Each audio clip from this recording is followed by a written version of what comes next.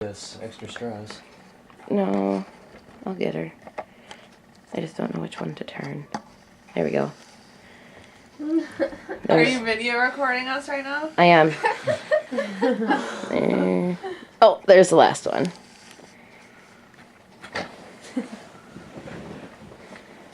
I'm nervous for you.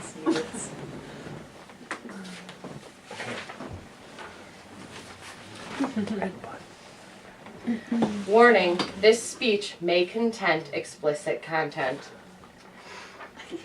So, it's safe to assume that all of you here are familiar with the parental advisories. You find them on books and movies, as well as television shows. They serve as a warning. They tell us that the content may not be appropriate for people of a certain age, or maybe for our own morals and values. Though we appreciate these warnings, has censorship gone too far? The arts and entertainment have been censored for many years. One of the places where censorship is the most prominent is in music. This sign is something that we see on the covers of our music for a magnitude of different reasons. But what is the history behind this little sign? And what has music censorship accomplished? In order to see what music censorship, if anything, has accomplished, we need to take a brief look at the history. Music censorship blew up in the 1950s when rock and roll's growing influence threatened white, middle-class values. Some examples of music censorship in the 1950s starts with Link Wray and his album Rumble.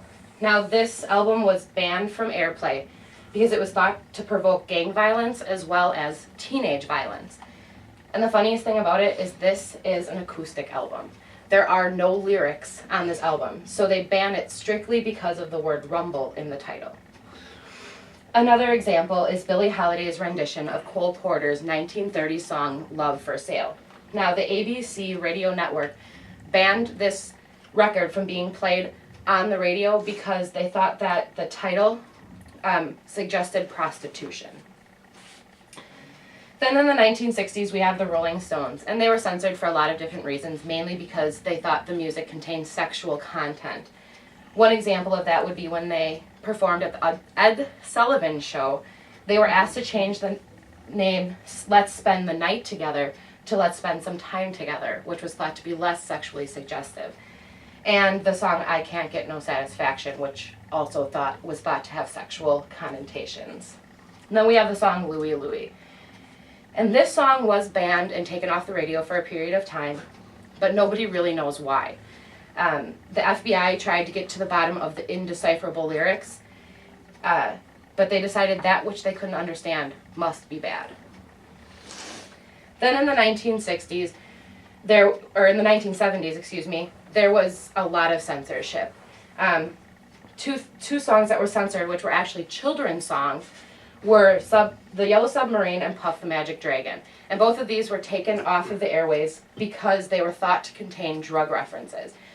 Yet when the artists of these songs were talked to, they said that, they were made for children, there was never any intent to have drug references in them, and that if you dig deep enough, you can find a drug reference in any song. And then we have the ever so controversial Sex Pistols with their album God Save the Queen. Now, this album was banned in the United States as well as other countries because of its anti-governmental content. However, this album did soar to the top of the charts and burst both first and second place, but since it was banned, they would not put the name or the title of the album, so they were represented by a white triangle. And then we get to the 1980s. And in the 1980s, one of the most important things happened in music censorship, and that was the creation of the PMRC, or the Parent Music Resource Center. This was an organization created by Tipper Gore and Susan Baker in 1985, and the goal of the organization was to increase parental control over the access children had to music containing violent or suggestive content.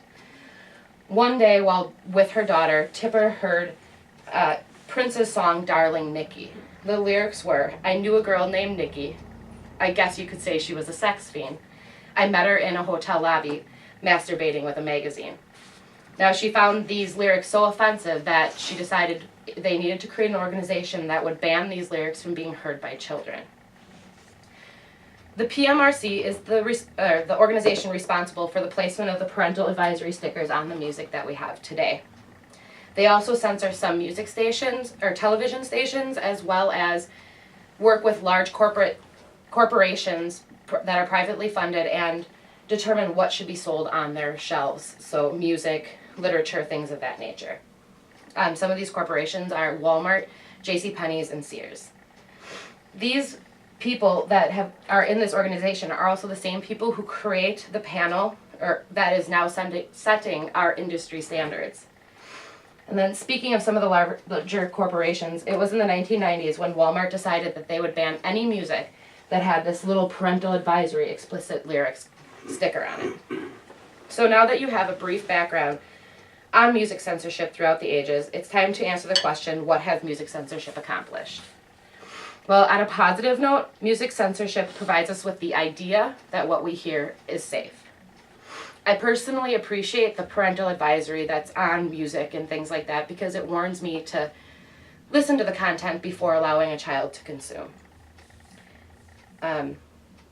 However, that is really the only part of music censorship that I can agree with.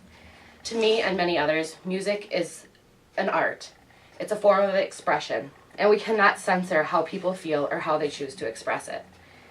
I feel it was best summed up by John Denver when he testified before the U.S. Senate in 1985.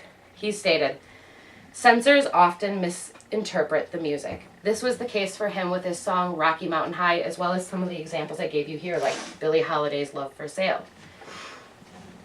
He went on to say that censorship is counterproductive. That which is denied becomes that which is most desired. This would explain the phenomenon of banned music topping the charts over the last 5 decades. Censorship has created a monster. We see bands and artists pushing the envelope just to see how far they can get.